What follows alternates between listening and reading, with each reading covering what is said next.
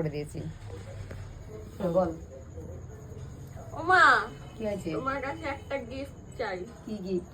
আমার একটা কাজল কিনে দাও। এই কাজলটা দেখাও তো, কি কাজল দেখি। এই যে এই কাজলটা। এইটা এইটা না হ্যাঁ। এইটা? এইটা ও, একটা শর্ত আছে। দেখেছো, গিফট চাইছি আবার শর্ত। আচ্ছা, শর্তটা কি সেটা তো আগে শুনবি। ঠিক, বলো শুনি, বলো। কাজলটা যদি দেবো তো আমি আলাদা করে আমি কেন কিনবো আবার নতুন করে? আলাদা করে কিনতে হবে না, একসঙ্গেই পরবো, কিন্তু থাকবে আমার কাছে। এই দেখো, দেখেছো, উনি সেজে কুজে রেডি হবে, আমি রেডি হতে পারবো না। আমার যা ছেলের সাথে যাচ্ছি আমি, ভগবান, এই আমার যে কি হবে তার কপালে করে ঠিক নেই। কারণ ও রেডি হয়ে বসে থাকবে, আমার রেডি হতে পারবো না।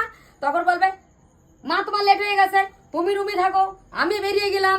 তুমি বলবে সঙ্গীতা কাজলটা দেখতো, তারপর করবে। তারপর দেখা গেল আমি এইখান দিয়ে লেপটে টেপটে নিয়ে বেরিয়ে পড়লাম। ওরা বলবে তুমি ওরম সেজেছো, তোমার নিয়ে যাবে না সাথে।